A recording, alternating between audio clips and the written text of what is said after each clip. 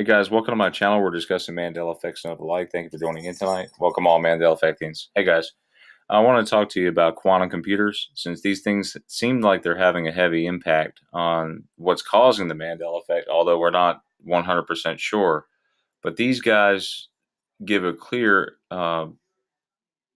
perception what they have in mind that they're doing, and I'll let you listen to this guy. Okay, this guy's name is Geordie Rose. Let me let you hear him. Okay.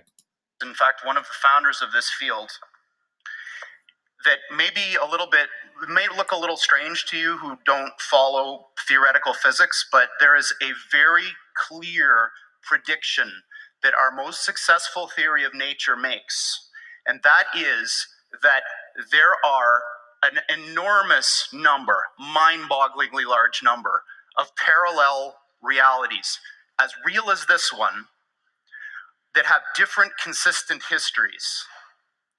So imagine a world where all of the laws of physics as we know them are obeyed, but different decisions were made along the way. Different decisions at the level of tiny microscopic particles, different decisions all the way up to what you chose to eat for lunch, and whether you chose to come to this session or not. Quantum mechanics makes a very specific prediction that all of those are as real as the thing that you remember. And this is bizarre, because we don't see those other things. But science has reached the point now where we can build machines that exploit those other worlds. And quantum computers are perhaps the most exciting of all of these that we have within, or almost within, our grasp right now. So people from a physics background love this. They want to understand the world. They want to understand the universe, how it all works.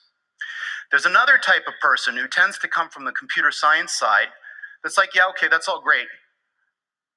But there's a different thing going on here, which is just as exciting, if not more, and that these machines that supposedly can do this wild stuff, let's forget about how they work, if you could build one, could solve problems that you could never, ever solve with any computer of the sort that we built. If you took every single atom of silicon in the world and made the most sophisticated conventional Intel-style processor that you could build, there are problems we know of that I could write down on a sheet of paper that you could never, ever, ever solve with that thing, that you could with this kind of machine. So that's very exciting. Humans use tools to do things. If you give humans a new kind of tool that can do things that you couldn't otherwise do, imagine the possibilities.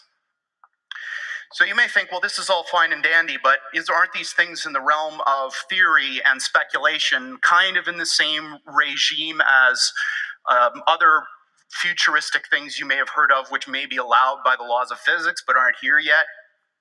That's not true.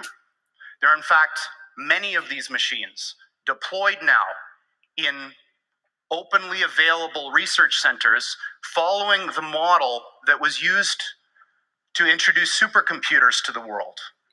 They're too big and ornery and difficult to operate to put in your home, too expensive also, but you can give them to a place which will manage them as a shared resource that will offer that service to the world. And there are two of these now. One of them is at the University of Southern California.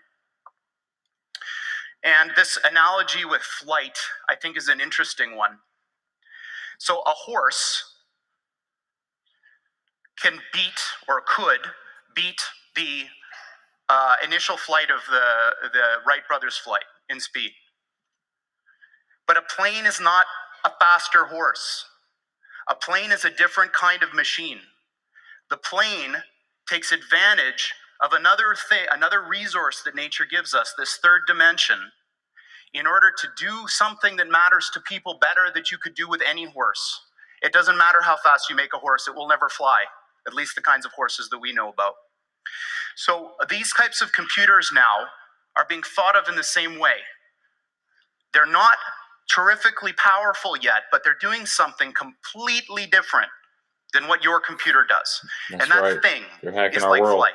It gives these computers access to these new resources, maybe you could call them parallel universes, in order to do something that you couldn't otherwise do. And that's not the only one. In fact, the one I'm going to come back to and talk to in the context of the story that I'm wrapping this in was recently installed at NASA.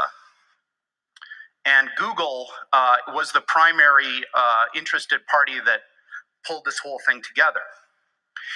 And this one is really exciting to me because what they're going to do is apply this machine to an area that I think is fundamentally important. It's a crux of our future as humans. And that's, can we build machines like us? So building machines like us might be possible. I certainly believe it is. I might be wrong. But what I do know is that the types of approaches that people are taking now to build intelligent machines benefit immensely from what this machine that we've built does best. So what this center is about is applying this beautiful new computational idea in the service of trying to make intelligent machines. Now, I can't think of anything personally any cooler than trying to use quantum computers to build intelligent machines. So this is very exciting to me. Steve Jurvetson has been a longtime friend and investor in the company. And for those of you who don't know him, he's a Silicon Valley investor who's probably the smartest VC that I know of. Okay, so you guys get the picture. All right, Google has one of these things. The CERN supposedly has one of these things, and so does NASA. So I think they're using these machines to tap into other worlds, and that's why we're having all these memories, problems with dual memories and having like triple memories sometimes, because of these machines tapping into these other worlds.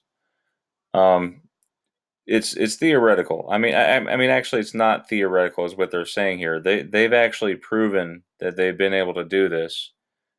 If you listen to his speech, he was referring to the horse. At least the horses that we know cannot fly. I think they've been playing around with things. Eventually, we're gonna probably run into a reality where horses fly and pigs fly and all that. I mean, it sounds really exciting, but um, I think they're sort of playing God here. Anyway, um, that's my take on it. I think quantum computers have a major factor in the Mandela effect. I don't think that this is merely by chance or something that we caused. Um, but I'm open to all kinds of opinions. And thanks, guys, for checking out my video. Have a great Mandela Effect night, and God bless. Thanks, Rodney, for this one.